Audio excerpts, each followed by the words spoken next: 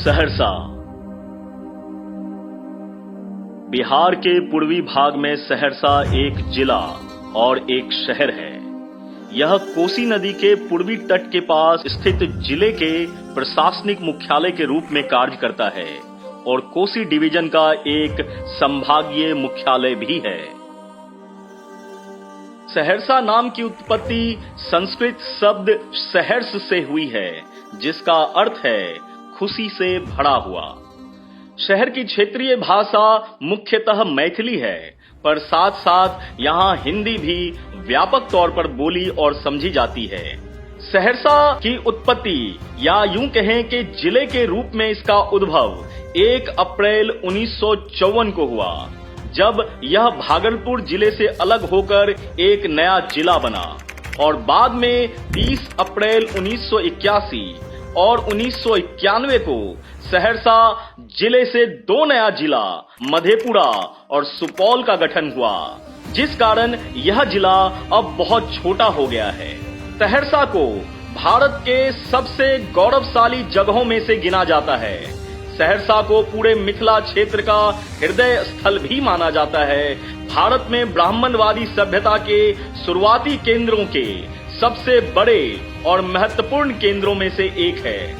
यह वह स्थान है जिसने मंडन मिश्र, उभाई भारती, लक्ष्मीनाथ गोसाई आदि जैसे कई दिग्गज लोगों को जन्म दिया।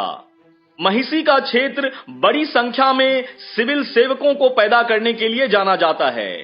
दुनिया की सबसे बड़ी बौद्धिक बातचीत में से एक, जिसे शास्त्रार्थ भी कहा जाता है या अंग्रेजी में जिसे डिबेट कहते हैं, वो इसी जमीन पर मंडन मिश्र और उस समय सिर्फ 20 वर्ष की आयु में रहे शंकराचार्य के बीच हुई थी। जी हाँ, महिषी गांव ये वो जगह है जहां पर आज से हजारों साल पहले मंडन मिश्र और शंकराचार्य के बीच एक शास्त्रार्थ हुई थी, जिसमें मंडन मिश्र को हार का सामना करना पड़ा था और उसके उपरांत मंडन मिश्र की धर्मपत्नी विदुषी भारती ने शंकराचार्य को शास्त्रार्थ के लिए आमंत्रित किया था।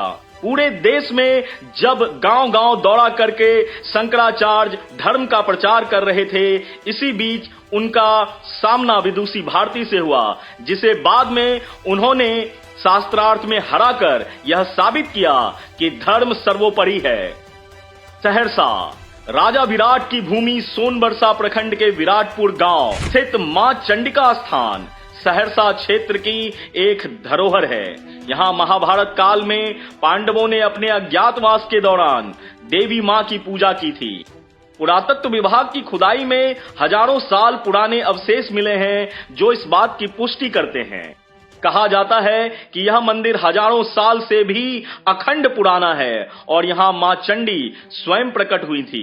ऐसा माना जाता है कि महाभारत काल में जब अज्ञातवास के दौरान पांडवों ने मां चंडी की पूजा अर्चना की, तो कई दिनों की पूजा के बाद मां प्रसन्न हुई और पांडवों को जीत का आशीर्वाद भी दिया।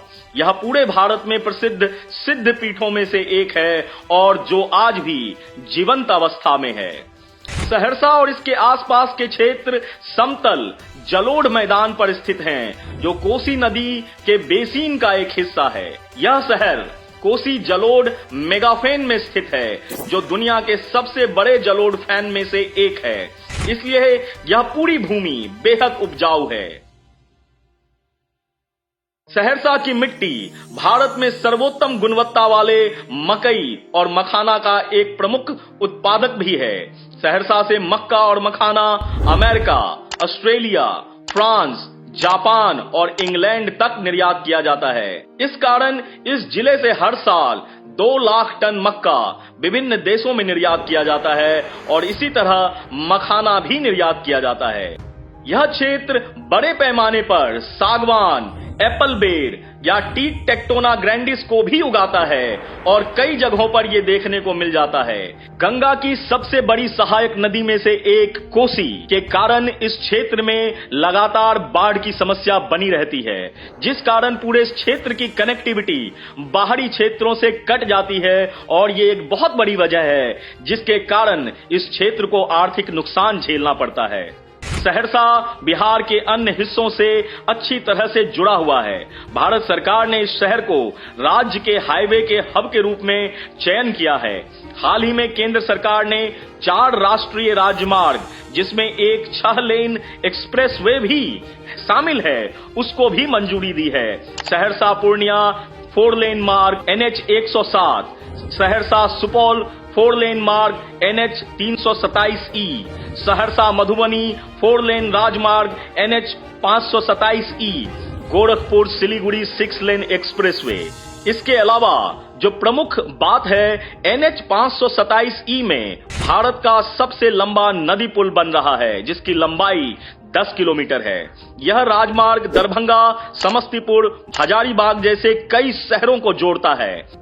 सहरसा के कुछ प्रमुख दार्शनिक स्थलों में शामिल हैं संत कारू खिरहरी मंदिर, जो कि महपुरा में है, श्री उग्रतारा स्थान जो महिसी गांव में है, सूर्य मंदिर जो कंदाहा में अवस्थित है, मत्स्यगंधा झील जो मत्स्यगंधा में है, और रक्त काली मंदिर पूरे सहरसा में बेहद प्रसिद्ध है। और वहीं बाबा जी की कुटी जो कि बनगांव में अवस्थित है।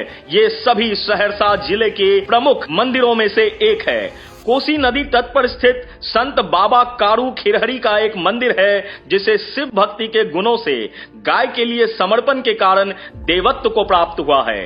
नेपाल सहित कई क्षेत्रों से लोग खिरहरी बाबा को दूध की पेशकश करने यहाँ पहुँचते हैं। यह स्थान कोसी नदी के मुहाने पर स्थित है और हाल ही में बिहार सरकार ने करू खिरहारी मंदिर को एक प्रमुख पर्यटन स्थल के रूप में विकसित करने की घोषणा की है। वहीं सूर्य मंदिर कंदाहा, जो कि बेहद प्रमुख धार्मिक स्थल है और जिसे भारतीय पुरातत्व सर्वेक्षण के द्वारा महाराष्ट्र के औरंगाबाद जिले के तरह विधिवत मान्यता दी गई है। यह कंदाहा में 7 घोड़ों के रथ पर सवार सूर्य भगवान की भव्य मूर्ति की एक ग्रेनाइट स्लैब पर उकेरी गई प्रतिमा है। गर्भगृह के द्वार पर शिलालेख अंकित हैं, जिन्हें इतिहासकारों ने समझा है और जिससे यह पुष्टि होती है कि यह सूर्य मंदिर कर्नाट राजवंश के राजा नरसिम्हादेव के काल में बनाया गया था, जिन्होंने 14वीं शताब्दी में मिथिला पर शासन किया। ऐसा कहा जाता है कि काला पहाड़ नाम के एक क्रूर मुगल सम्राट ने मंदिर को क्षतिग्रस्त कर दिया था, जिसे प्रसिद्ध संत कवि लक्ष्मीनाथ गोसाई ने पुनर्निर्मित कराया। मत्स्यगंधा झील, जो कि मत्स्यगंधा में अवस्थित है, सहरसा जिले के 70 कटैया ब्लॉक में एक कृत्रिम झील है। यह लगभग 1.5 किलोमीटर लंबा और 200 मीटर चौड़ा है। इसकी परिकल्पना 1996 में तत्कालीन सहरसा कलेक्टर तेज नारायण लाल दास ने एक बंजर भूमि से की, जहां शवों का अंतिम संस्कार किया जाता था। झील का नाम राजा शांतनु की पत्नी मत्स्यगंधा के अर्ध पौराणिक चरित्र से लिया गया। वह ऋषि व्यास की मां भी हैं। झील में शुल्क के आधार पर नौकायान और स्पीड बोटिंग की सुविधा है। हालांकि जल स्तर कम होने के कारण नौकायान की सुविधा रुक रुक कर चलती है। पर्यटन स्थल के लिए हरे भरे पेड़ों और पार्क बेंचों से सुसज्जित 8 फीट चौड़ा वेपर ब्लॉक विकसित करके झील के सौंदर्यीकरण की योजना बनाई जा रही है। इसी के पास एक मंदिर है, जिसे मत्स्यगंधा मंदिर या रक्त काली मंदिर भी कहा जाता है, जिसमें देवी देवताओं की मूर्तियों के साथ एक छोटा मंदिर तालाब है। मंदिर को आमतौर पर रक्त काली अभयारण्य और 64 योगिनी अभयारण्य भी कहा जाता है। बाबा जी की कुटी, बनगांव, सहरसा, ये जिले की एक स्थानीय विरासत है। यह दिवंगत संत लक्ष्मीनाथ का एक आश्रम है। उनका जन्म 1793 में पर शर्मा गांव में हुआ था। उन्हें गुप्त नैसर्गिक शक्तियां प्राप्त थी, जिनका उपयोग उन्होंने सामाजिक सेवाओं और ईश्वर भक्ति में किया। उन्हें संत परशुराम का अवतार भी माना जाता था। बनगांव के मंदिर में संत लक्ष्मीनाथ की मूर्ति, उनकी छड़ी, उनका बिस्तर इत्यादि अभी भी मौजूद है, जिसकी दर्शन के लिए कई लोग दूर दूर से वहां उपस्थित होते हैं।